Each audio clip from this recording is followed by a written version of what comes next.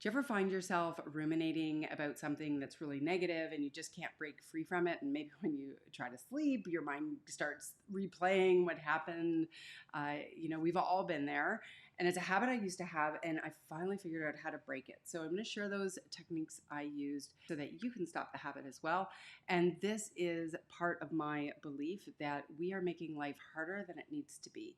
And if you're holding on to negative storylines and ruminating about things that have happened or things that are about to happen, then no wonder you're feeling like you don't have any mental or emotional space to do the things that matter most to you. So we're going to stop this habit in these 5 ways. The first insight is to realize that just because you have a thought doesn't mean it's reality. Your thoughts can come and go, and they just are. And so when I started to realize that just because I was thinking it didn't mean it was so, I was like, oh, what else could be possible?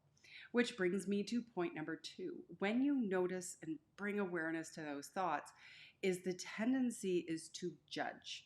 Judge ourselves, have more criticism, and ironically, that creates more destructive stress. Judging ourselves for judging ourselves, it's sort of like this loop of judgment. Doesn't work. So instead, when you notice and bring awareness to those thoughts, be compassionately curious about them. What I mean by that is just to have a curious mind of, not interesting that I think that. I wonder where that came from. Not over analyzing, because that can get a little bit too much too, but just to treat your thoughts the same way and with the same level of compassion that you would somebody who you are mentoring, somebody who you care about, maybe a child in your life, and give yourself that same grace. That's what I mean by compassionately curious.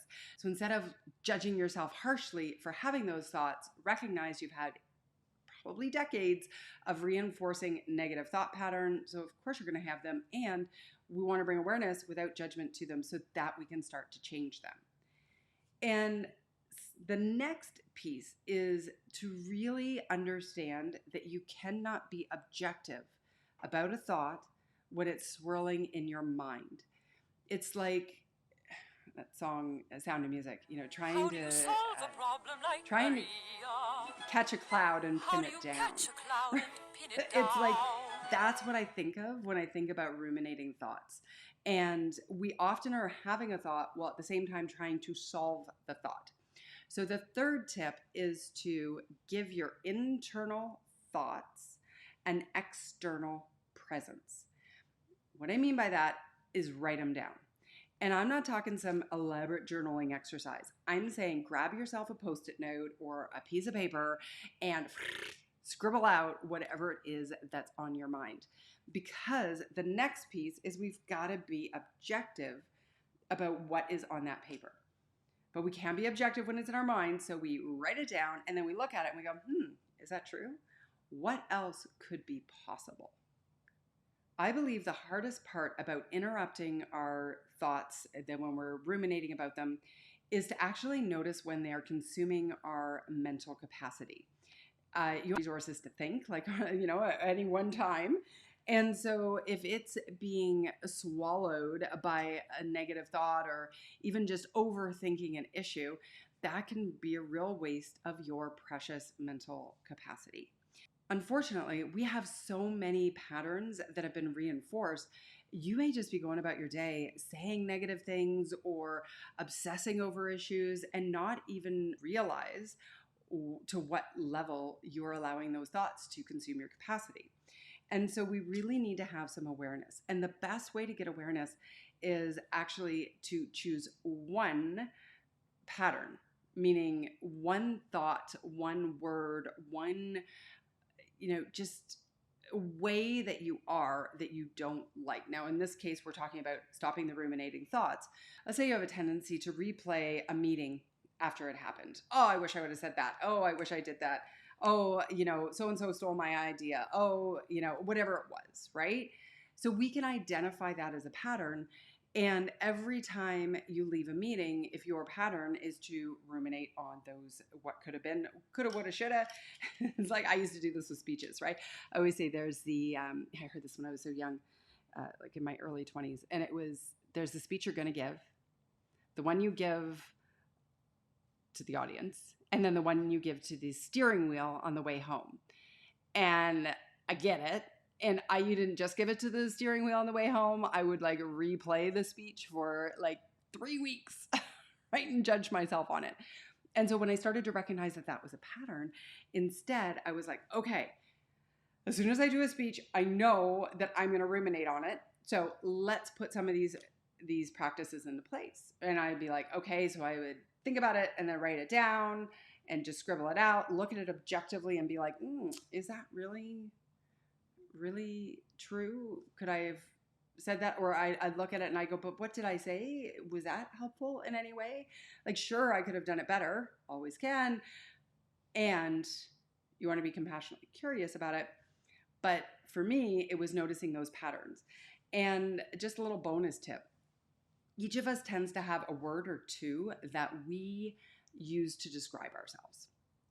I remember I was starting with a client, and in our first 2-hour onboarding session for our coaching program, she proceeded to tell me everything that she was awful at. Okay.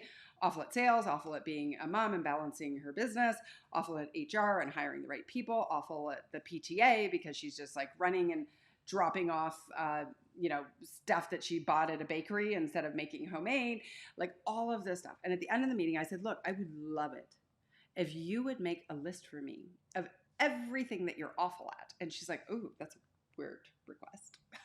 What's that about? And I'm like, well, here's the deal. You say the word awful a lot. And she resisted. She's like, no, I don't. I do not. And I'm like, oh yeah, just watch. Bring awareness to it. And so at the top of her day timer, she's somebody who still, like me, who still likes to write on paper. She wrote the word awful. And every time she said it, she had to do a little tick. And she also had her husband and her kids play the game with her. 48 hours later, she had brought such awareness to it. It was like, oh my gosh. And I do this time and time again with clients. And sometimes the word's failure, and sometimes it's an idiot or loser, or, just how do we talk to ourselves, right? But it's going to make getting a hold of those thoughts and creating a more supportive storyline in your life even harder. So I encourage you instead to capture what that is, no judgment. And then we can go to the next step of replacing that word and, changing the pattern. That's a whole other video that I will probably shoot next. No, I have another one I'm going to shoot next. You know what I'm going to shoot next? I'm going to shoot the video that says why the power of positive thinking is not going to help you with your stress levels. Why it can actually backfire. How's that for the next video? I'm hoping it's somewhere around here, next link, or subscribe. That's a good idea.